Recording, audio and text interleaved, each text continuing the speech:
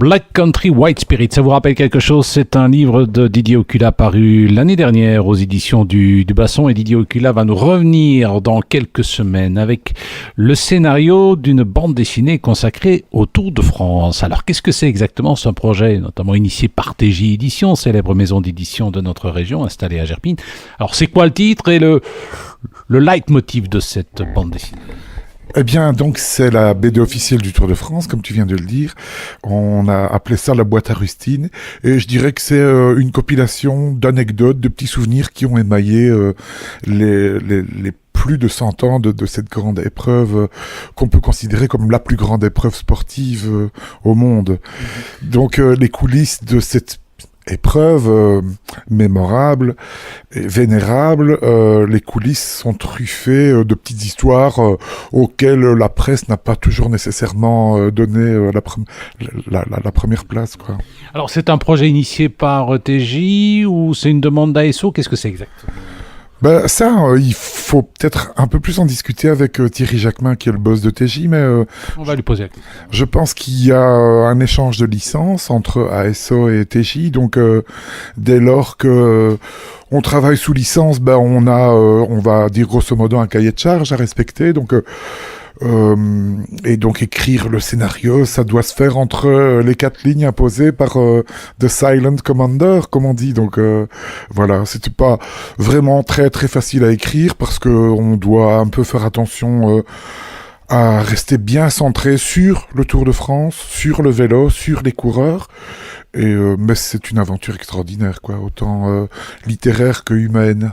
Nous sommes avec Didier Ocula, célèbre écrivain de notre région et aussi scénariste d'une bande dessinée qui s'appelle La boîte à rustines. Elle sortira le 22 mai, elle est consacrée à l'histoire du Tour de France. Finalement, la vedette de cette bande dessinée, c'est pas vraiment les cyclistes les champions qui ont émaillé l'histoire du Tour de France, mais c'est plutôt le vélo, la vedette.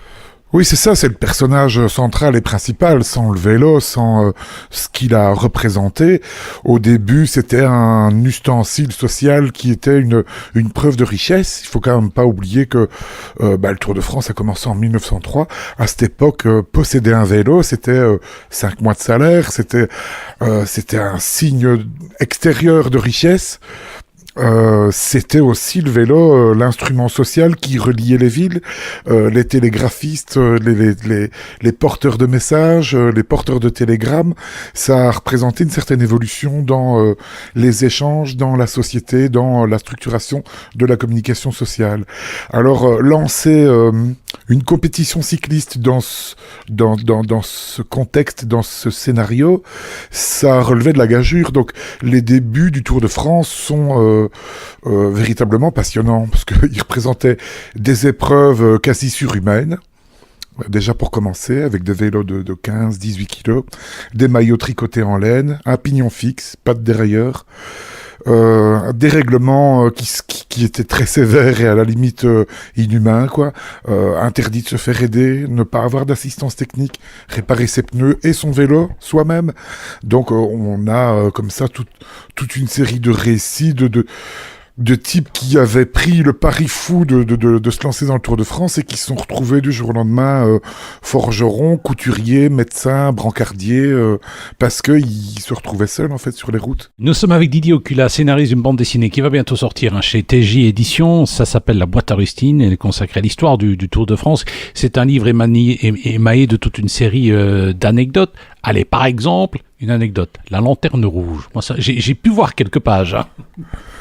Ah ben, la lanterne rouge, il a fallu faire quelques fouilles pour... on s'est dit, le Belge le détenteur du record de lanternes rouges consécutives, c'est Wim van Sevenant. Et on s'est dit, on va essayer d'écrire quelque chose avec ça, mais il a fallu un peu faire des fouilles pour essayer de retrouver d'où venait exactement la lanterne rouge, pourquoi ça s'appelle comme ça, d'où ça vient. Donc voilà, écrire le scénario en tant que tel, ça n'a pas été très difficile. Ce qui était difficile, c'est les 80% consacrés à la recherche documentaire, où là, il a fallu vraiment lire des milliers de pages, poser des centaines de questions, rencontrer tant que faire se peut quelques témoins ou quelques personnes ressources qui peuvent amener quelques petites pierres. Il y a tellement d'histoires dont on pourrait tirer quelque chose. Mais après, la contrainte, c'est d'en faire un scénario BD et de transposer l'écrit en dessin. Donc, c'est une contrainte qui ne figure pas dans le cahier de charge, mais qui est contraignante, comme son nom l'indique. Nous sommes avec Didier Ocula, écrivain, scénariste également de notre région. Il signe le scénario d'une bande dessinée intitulée La Boîte à Rustine. Elle sort le 22 mai. On la doit à TJ Éditions, Thierry Jacquemin, grand éditeur de notre région, installé notamment à Gerpine. Alors j'ai pu voir quelques planches. Il y en a une qui m'a frappé, c'est une planche intégrale. De dos, on croit reconnaître la silhouette d'un monsieur qui s'est fait opérer du cerveau, et c'est 2024. J'ai l'impression que cette planche, elle va choquer. Il faudra peut-être même en faire un folder. Pourquoi pas, peut-être une plaquette pédagogique aussi. Ben oui, ça parle d'un personnage qui m'a posé problème dans l'écriture, parce qu'il faut quand même se rendre compte que quand tu dois écrire le scénario, tu as tous les palmarès, et puis tout d'un coup, devant toi, il y a un trou de 10 ans dans les palmarès, parce qu'on a fait sauter les noms des gens qui sont convaincus ou qui ont avoué être sous l'influence de produits, et c'est un problème après. Donc je me suis dit, merde, mais qu'est-ce que je vais raconter? On peut pas aborder le problème du dopage de front. Ça ne veut pas dire que j'ai pas d'opinion là-dessus. On peut pas aborder des choses négatives de front. Ça ne veut pas dire que je n'ai pas d'émotion là-dessus. Mais on pouvait pas aborder de front ce Texan célèbre qui a volé cette maillot jaune. Donc cette image et ces mots ont maturé en moi, où je devais absolument en un coup d'œil pouvoir rassembler le plus possible d'éléments en sa défaveur, parce que je ne veux plus, je ne peux pas le mettre au même rang que les héros qui sont dans la BD, qui sont eux réellement des héros. Lui, c'est un type qui a volé le titre de héros, tout simplement. Nous étions avec Didier Ocula, scénariste d'une bande dessinée qui sort le 22 mai sous la houlette de TJ Éditions. Le titre, c'est La Boîte à Rustine. Alors, on va terminer quand même sur une note marrante. Moi, il y a une page que j'ai pu jeter, il y avait une plaque que j'ai pu jeter, sur laquelle j'ai pu jeter un coup d'œil, et notamment l'histoire d'un coureur de culture musulmane, disons-le, qui devient sous à cause de vin. Ouais, bah tu parles d'Abdelkader Zaf, c'est quelqu'un qui a marqué vraiment la mémoire de l'histoire de la Grande Boucle. Donc ça se passait il y a longtemps, on va dire, donc dans une région de France. Les spectateurs aspergeaient les coureurs, c'était en pleine canicule, et lui, étant musulman pratiquant, ne buvait jamais d'alcool.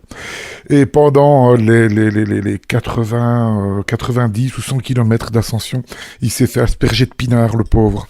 Donc, une fois qu'il arrivait au sommet, il était complètement déboussolé. Il a d'ailleurs même failli reprendre la course dans l'autre sens. Il voulait absolument être soulagé, ne plus pédaler.